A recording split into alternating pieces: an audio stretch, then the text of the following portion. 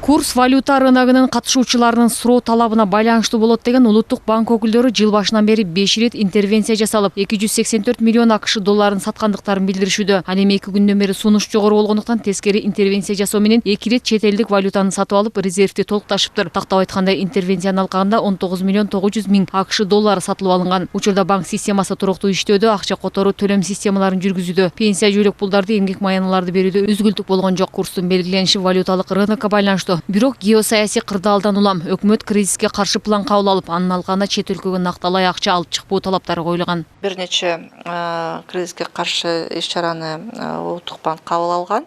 Ошо март айынын ичинде жанагындай эле баягы чет өлкөгө акча накталай АКШ долларын алып чыкпоо боюнча, башка айтканда коммерциялык банктарда, микрофинансылык коюмдарга акча алмаштыруу бюролоруна ошо биздин өлкөдөн чет өлкөгө ошо накталай валютаны чыгарууга тыюу салынган.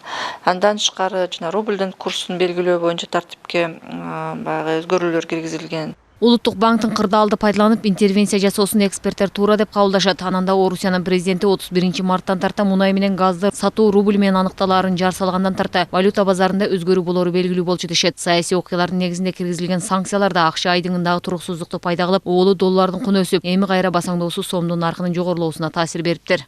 Газ менен нефтини рубльга сата баштай турган болсо, анда рубльга болгон суроо талап көбөйөт. Борбордук банкынан, Россия Федерациясынын Борбордук банкынан алар рубль сатып алган муктар болушат. Канчалык суроо талап койгон сайын рубльдин курсу күчөйө баштайт, өсө баштайт. А доллардын куну түшө баштайт. Бул нормалдуу процесс.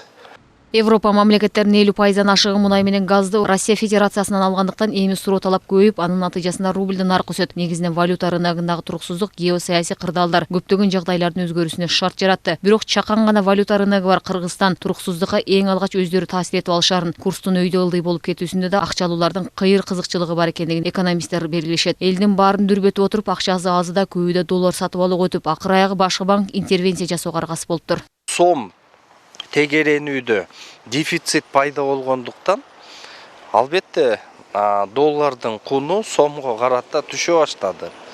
Эми кечетен баштап Улуттук банк кайра тескери интервенция жасай баштады. Эми болсо сомду сатып долларды алып баштады да. Ошондуктан бул бүгүнкү күндөгү ситуация, бул ситуацияны биз ушу акыркы 3 айда өзүбүз эле жазадык.